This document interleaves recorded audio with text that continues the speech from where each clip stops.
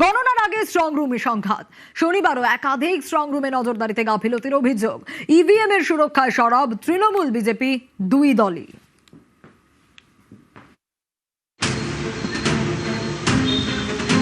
8টা 5 থেকে 4টে অ্যাসেম্বলির বাইরে যে স্ক্রিনটা যেখানে ওয়াচ করার কথা আমাদের, সেইটা নীল মানে ব্ল্যাক আউট, এবং সেটা প্রায় 8টা 22-23 পর্যন্ত ব্ল্যাক আউট। উত্তর 24 পরগনার বারাসাত গভর্নমেন্ট কলেজ। এখানে রয়েছে বারাসাত, অশোকনগর, হাবড়া ও দেগঙ্গা বিধানসভা কেন্দ্রের ইভিএম। কলেজ জুড়ে নিরাপত্তা, তার মধ্যেই ইভিএম নজরদারিতে গাফিলতির অভিযোগ।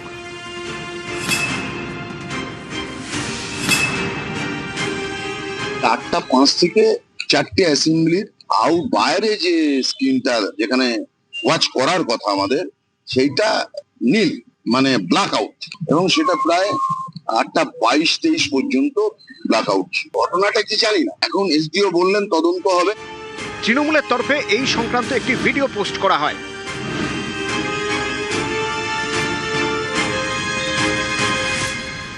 আপনারা ওয়েবকাস্টিং করেছেন প্রতিটি বুথে, কতটা টেকনোলজিক্যালি সাউন্ড, তাহলে পরে ওইটাই সিসিটিভির ক্ষেত্রে হচ্ছে না কেন? সিসিটিভিও তো এক ধরনের টেকনোলজি, তাহলে হঠাৎ করে এই সিসিটিভি গুলো যে দৃশ্যগুলো আসে সেগুলো বন্ধ হয়ে যাচ্ছে, অস্পষ্ট হয়ে যাচ্ছে, বোঝা যাচ্ছে না। এই যে বারাসাতে হয়েছে, এটা কেন? যে কয়েক ঘন্টা কি যে কয়েক মিনিট আমরা দেখতে পারিনি, সেইটার সিসিটিভি ফুটেজ তাদের আমাদেরকে দিতে হবে। আমরা খবর পাওয়ার সাথে সাথে 8টা 7 খবরটা আমাদের কাছে এসছে। 8টা 20-তে এসডিও স্যার গিয়ে চলে এসছেন। তারপরে যেটা দেখা গেল যে বাড়ির টিভিটাকে পাওয়ার অন করার সাথে সাথেই পাওয়ার বাটনটা বন্ধ ছিল, পাওয়ার বাটনটা স্টার্ট প্রেস করার সাথে সাথে সবকিছু চালু হয়ে গেছে। আমরা এখন ওনাদের যে যা দাবি আছে, আমরা 750 থেকে 750 থেকে আমরা 830 পর্যন্ত পুরো ফিট করবো। পুরো ওদেরকে আমরা আমাদের যে ডেটা রিট্রিভ করা হচ্ছে, পুরো ডেটাটাই আমরা ওদেরকে দিয়ে দেব। পাশাপাশি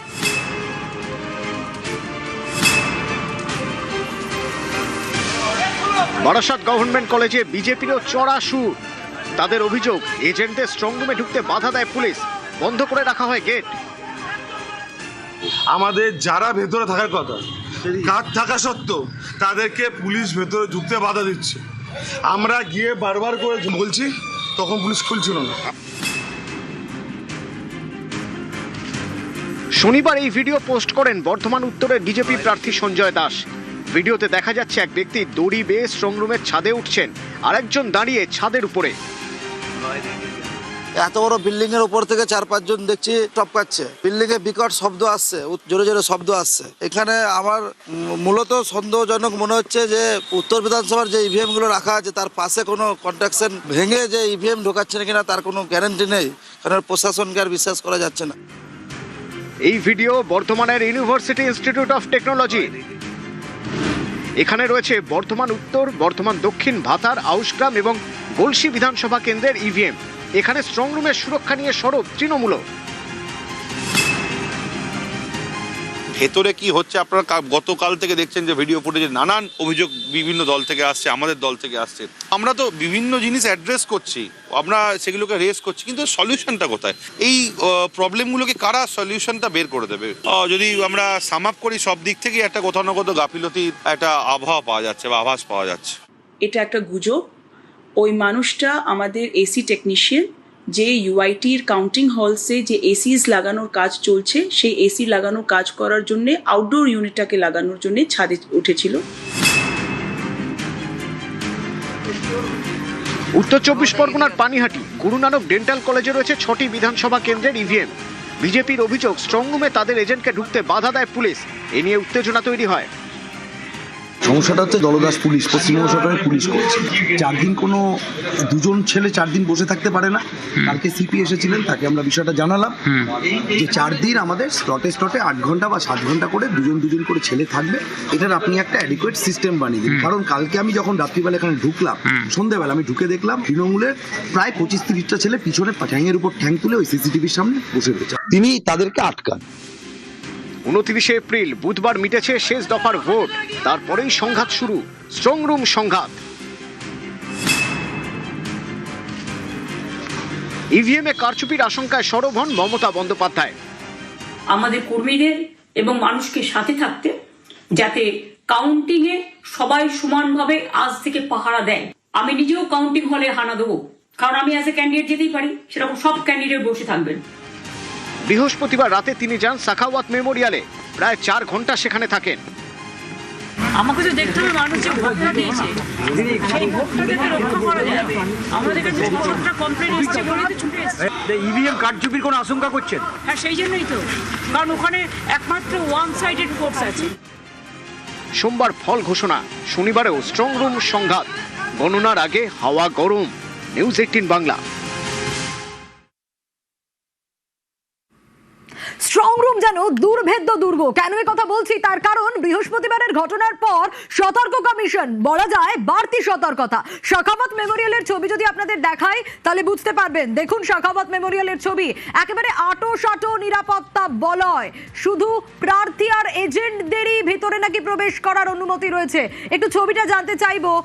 বিশ্বজিৎ রয়েছে আমার সঙ্গে। বিশ্বজিৎ, বৃহস্পতিবারের ঘটনার পর বাড়তি সতর্কতা যে কমিশন নিচ্ছে তা ছবি স্পষ্ট বলে দিচ্ছে। এই মুহূর্তের ছবিটা একটু জানতে চাইবো, কারণ দেখেই বোঝা যাচ্ছে স্ট্রং রুম যেন একেবারে দুর্ভেদ্য দুর্গ। বাইরের ছবিটাই যদি এটা হয়।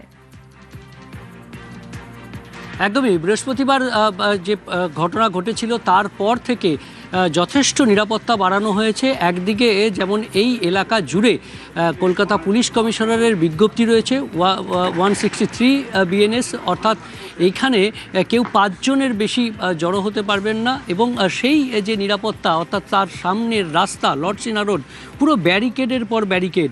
এবং আমরা একেবারে Sakhawat memorial government girls high school, যেখানে গণনা কেন্দ্র বটে, সেখানেই স্ট্রং রুম রয়েছে। আর সেই স্ট্রং রুমে যে ব্যালট বন্দি রয়েছে, অর্থাৎ 159 যে ভবানীপুর বিধানসভা কেন্দ্র, যার গণনা হবে এই Sakhawat memorial government girls high স্কুলে, সেখানে 267টি যে পোলিং স্টেশন, অর্থাৎ 267টি পোলিং স্টেশনে 267টি বুথ রয়েছে এবং সেই ব্যালটগুলো বন্দি হয়ে পড়ে আছে।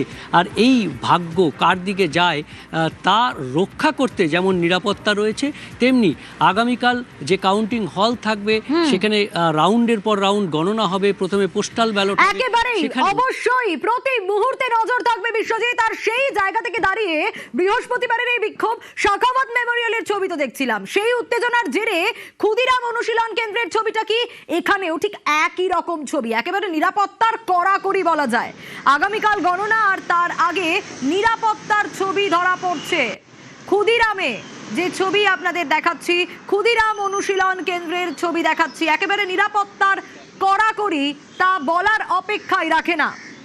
ক্ষুদিরাম অনুশীলন কেন্দ্রে এক্স্যাক্ট ছবিটা কি একটু জানার চেষ্টা করি। অমিত রয়েছে আমার সঙ্গে। অমিত, এই ছবি যা দেখছি তাতে একেবারে কড়াকড়ি নিরাপত্তা। বৃহস্পতিবারের পর থেকে কমিশন বাড়তি সতর্ক, তা বলার অপেক্ষা রাখে না। একেবারে দেখো, রাত পোহালেই রাজ্যের 293টি বিধানসভা ক্ষেত্রের গণনা শুরু হবে। সেক্ষেত্রে আমি ক্ষুদিরাম অনুশীলন কেন্দ্রের তুমি কথা বলছিলে, আমি ক্যামেরা পার্সনকে প্রথমে একবার দেখাতে বলবো ক্ষুদিরাম অনুশীলন কেন্দ্রের সামনের অংশ, যেখানে এই মুহূর্তে প্রচুর সংখ্যায় কেন্দ্রীয় বাহিনী বা আধা সামরিক বাহিনীর জওয়ানরা সেখানে রয়েছেন। এবং একই সঙ্গে আমি এই মুহূর্তে আরও একটা ছবি দেখাতে বলবো। এটি হচ্ছে নেতাজি ইনডোর স্টেডিয়াম, অর্থাৎ ক্ষুদিরাম অনুশীলন কেন্দ্রের স্ট্রং রুম, যেখানে উত্তর কলকাতা এবং মধ্য কলকাতা মিলিয়ে যে 7টি বিধানসভা ক্ষেত্র রয়েছে, সমস্ত ক্ষেত্রের পোলিং স্টেশন থেকে ইতিমধ্যেই স্ট্রং রুমে সমস্ত ইভিএম এনে রাখা রয়েছে তালাবন্ধ অবস্থায় বা সিল করা অবস্থায়। এবং এই মুহূর্তে দেখতে পাচ্ছ সরাসরি নেতাজি ইনডোর স্টেডিয়ামের সামনের ছবি, যেখানে আগামীকাল সকাল 8টা থেকে উত্তর ও মধ্য কলকাতার 7টি বিধানসভা ক্ষেত্রের গণনা শুরু হয়ে যাবে এবং ভেতরে চূড়ান্ত প্রস্তুতি চলছে। তুমি দেখতে পাচ্ছ বাইরে কেন্দ্রীয় বাহিনী জওয়ানরা রয়েছে এবং মূলত এখানে এন্টালি, চৌরঙ্গি, বেলেঘাটা, মানিকতলা, শামপুকুর, জোড়াসাঁকো এবং কাশীপুর বেলগাছিয়া, এই 7টি বিধানসভা ক্ষেত্রের গণনা হবে। এবং আমি ক্যামেরা পার্সনকে বলবো আস্তে আস্তে ভেতরে যে ছবিটা যদি দেখানো যায়, কারণ একদম ত্রিস্তরীয় নিরাপত্তা বলয় রয়েছে। কলকাতা পুলিশের তরফে সিকিউরিটি অ্যারেঞ্জমেন্ট করা হয়েছে, যথেষ্ট সিকিউরিটি অ্যারেঞ্জমেন্ট করা হয়েছে এবং একই সঙ্গে 163 বলবৎ করা হয়েছে, যাতে অযথা জমায়েত যাতে কেউ না হয় বা বেআইনি জমায়েতে না হয়, এই কারণে। এবং দেখতে পাচ্ছি সরাসরি ভেতরের প্রস্তুতির ছবি এই মুহূর্তে।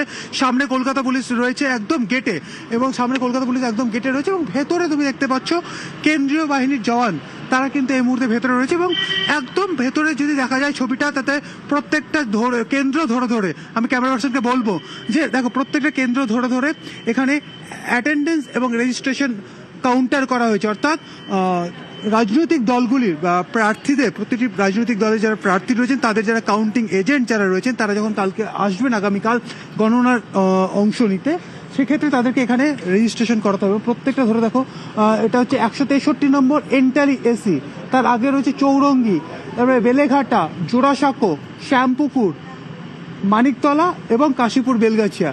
প্রত্যেকটা বিধানসভা ক্ষেত্রে বা 7টি বিধানসভা ক্ষেত্রে আলাদা আলাদা অ্যাটেন্ডেন্স এবং রেজিস্ট্রেশন কাউন্টার এখানে রয়েছে।